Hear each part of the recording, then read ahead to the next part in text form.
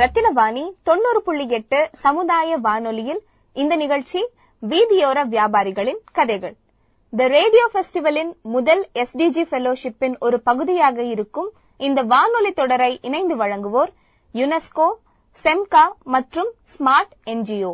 நமது ரத்தினவாணி 90.8 சமுதாய வானொலியில் ஒளிபரப்பும் எந்த நிகழ்ச்சியும் UN SDG 17 என்னும் 17 வகையான வளம் குன்றா வளர்ச்சி கொள்கைகளை சார்ந்ததாக இருக்கும். உதாரணமாக SDG 2 என்பது பசியை ஒழித்தல், பட்டினியை விரட்டுதல் போன்ற நோக்கங்களையும், SDG 4 என்பது தரமான கல்வி மற்றும் சம வாய்ப்புள்ள சமத்துவமான கல்வி போன்ற நோக்கங்களையும், SDG 6 என்பது தூய்மையான நீர் மற்றும் சுகாதாரம் போன்ற நோக்கங்களையும் முன்னிறுத்துவதாக அமையும். அந்த வகையில் இந்த கற்பனை தொடரானது மேற்கூறியது போல 17 SDGகளில் பொருத்தமான SDGகளை விளக்கும் வகையில் அமையும்.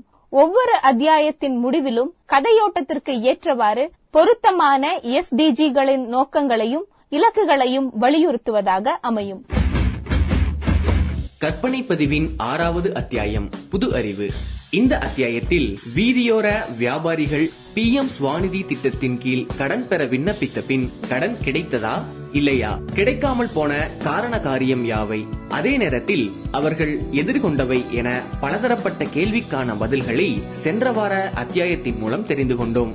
இந்த சிக்கல்களுக்கும் சந்தேகங்களுக்கும் வானம்பாடி சமுதாய வானொலி குழுவினர் வடிவமைக்கக்கூடிய புது அறிவு தீர்வுகளை இந்த வார அத்தியாயத்தில் காண்போம். அதற்கு முன் சென்ற வார அத்தியாயத்தின் விரிவான மறு ஒளிபரப்பு.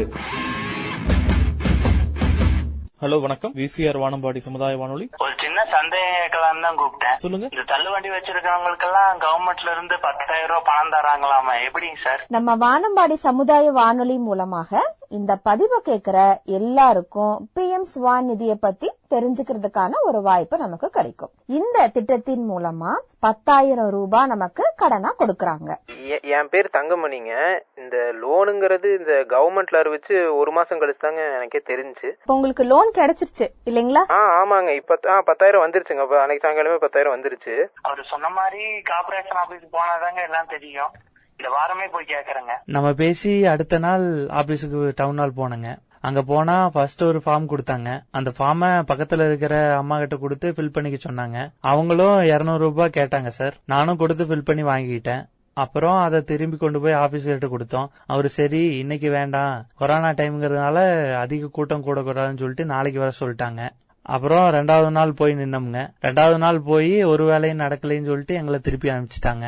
அப்புறம் இன்னைக்கும் போயிட்டு நின்னுட்டு அந்த இடத்துலதான் இவரை சந்திச்சோம்ங்க. நான் என்ன பத்தியும் எங்க NGO மூலமா என்னென்ன பண்ணிட்டு இருக்கோங்கறத பத்தியும் நான் சொல்றேன். என் பேரு மரிய திருச்செல்வம். நான் முரசு NGOன்னு சொல்லி ஒரு பொதுநல அமைப்பு வச்சு நடத்திட்டு இருக்கோம். அது இப்போ நம்ம எப்படி ஹேண்டில் பண்ணணும்னு தெரியல. பட் இது இல்லாம வேற ஏதாவது பிரச்சனை இருக்கான்னு நம்ம டீடைலா அனலைஸ் பண்ணதான் தெரியும். நீங்க மொத்தமா நம்ப வேணாம். நீங்களே வேற வேற ஏரியால இருக்கிற வியாபாரிகள் கிட்ட கேட்டு பார்த்து தெரிஞ்சுக்கோங்க. கண்டிப்பா சார். நாங்க வானம்பாடி சமுதாய வானொலியில இருந்து கூப்பிடுறோம். வணக்கங்க. ஹலோ, சொல்லுங்க. எந்த லொகேஷன்ல இருக்கீங்க சார்? கோயம்புத்தூருங்க, போர்த்தனூர். மோடியோட இதுதான் பேரு கூட ஏதோ ஹிந்தில ஏதோ நேம் வரும். PM ஸ்வாநிதி 10,000 ரூபாய் லோனு கிடைச்சிருச்சுங்களா சார்? உங்களுக்கு எவ்வளவு வயசாச்சுங்க சார்?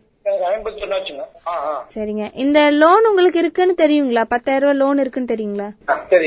ஐயாக்கு ஏதாவது உதவி வேணுங்களா? இந்த விஷயமா எங்க கிட்ட இருந்து ஏதாவது உதவி இது பண்ணி கொடுத்தா நல்லா இருக்கும் அப்படின்னு நினைக்கிறீங்களா? கண்டிப்பா பண்ணி கொடுத்தா நல்லா இருக்கு. சரிங்க. உங்களுக்கு லோன் இன்னும் கிடைக்கல இல்லைங்களா? கிடைக்கலீங்களா? கிடைச்சிருந்தா எங்களுக்கு பரவாயில்லைங்களா? சில பேரு நம்மள நம்புறாங்க. ஈவன் கவர்மெண்ட் அபிஷியல் கிட்டயோ இல்ல மத்தவங்க கிட்டயோ கேக்குறத விட மீடியா பீப்புள் கிட்ட கேட்டா தெரிஞ்சுக்கலாம், ஹெல்ப் பண்ணுவாங்கன்னு அவங்க நம்புறாங்க. பட் நான் அதை கேர்லெஸ்ஸா ஜோக்கா எடுத்துக்கிட்டேன். கம்யூனிட்டி ரேடியோ ஹெட்டா பவரும் ரெஸ்பான்சிபிலிட்டி இருக்குன்னு இப்ப தெரிஞ்சுக்கிட்டேன். ஆமாமா, கண்டிப்பா. ஓகேமா, பை, டேக் கேர். இந்த வார அத்தியாயத்தின் தொடர்ச்சி, வீதியோர வியாபாரிகளின் கதைகள் 5வது அத்தியாயத்தின் தொடர்ச்சி, புது அறிவு.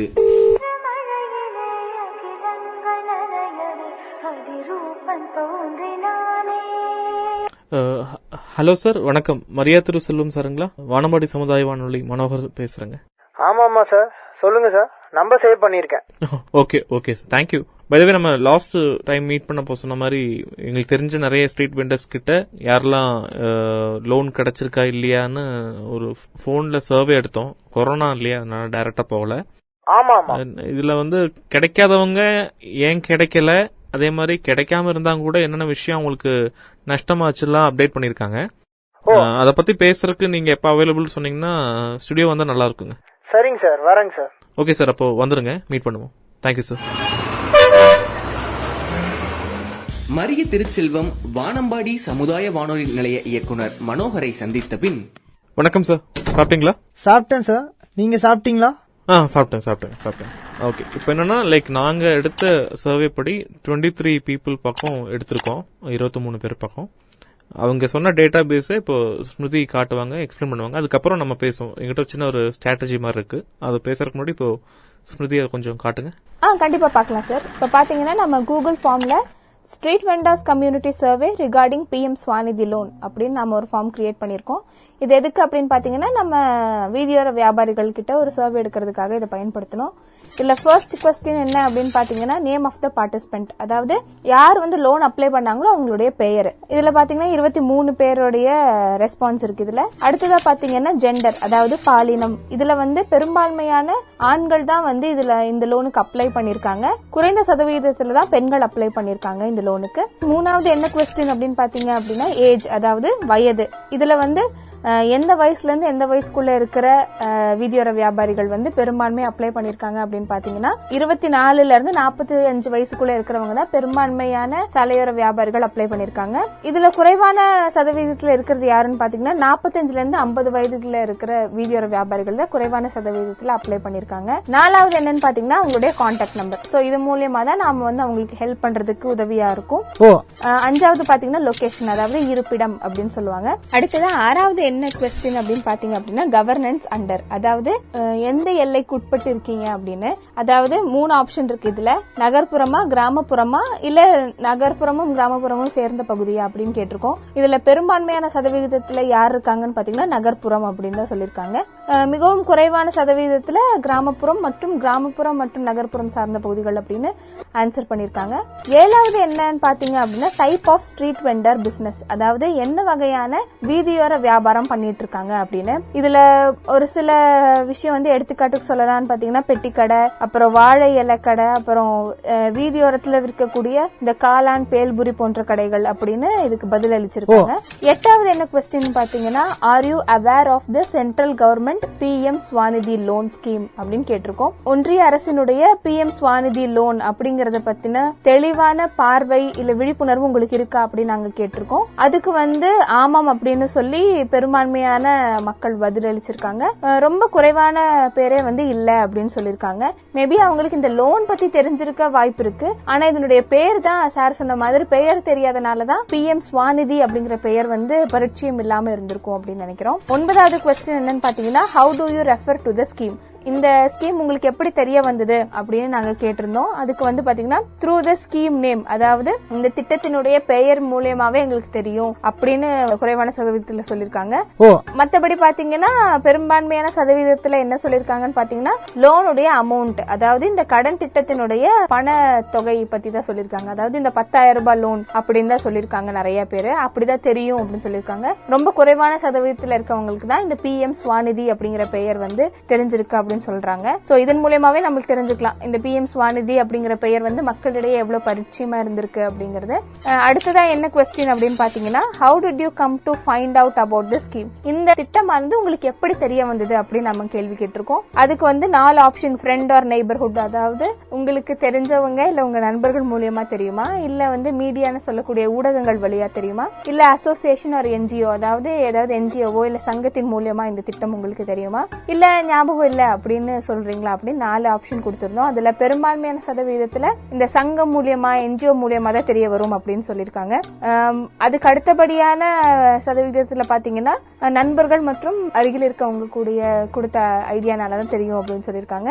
ஒரு சில பேர் எங்களுக்கு ஞாபகம் இல்ல அப்படின்னு சொல்லியிருக்காங்க. ரொம்ப குறைவான பேரு ஊடகத்தை பத்தி சொல்லியிருக்காங்க. இதன் மூலம் நம்மளுக்கு என்ன தெரியுது அப்படின்னு பாத்தீங்கன்னா ஊடகத்துக்கும் இது வந்து ஒரு புது அறிவா தான் இருக்கும். அண்ட் அடுத்ததா என்ன கொஸ்டின் அப்படின்னு பாத்தீங்கன்னா, did you receive any certificate from urban local bodies, அதாவது யூஎல்பி சர்டிபிகேட் உங்களுக்கு கிடைச்சதா அப்படி நம்ம அடுத்த கேள்வி கேட்டிருக்கோம். பெரும்பான்மையான சதவீதத்துல நோ அப்படின்னு தான் சொல்லிருக்காங்க, அதாவது இல்லை அப்படின்னு தான் சொல்லிருக்காங்க. ஏன்னா இது வந்து யூஎல்பி சர்டிபிகேட் பெரும்பான்மையான மக்களுக்கு கிடைக்கல, அதனால அப்படி சொல்லிருக்காங்க.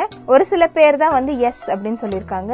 அதாவது இந்த லோன் அப்ளை பண்ண இந்த 23 பேர்ல பெரும்பான்மையான மக்களுக்கு இந்த யூஎல்பி சர்டிபிகேட் கிடைக்காம இருந்திருக்கு.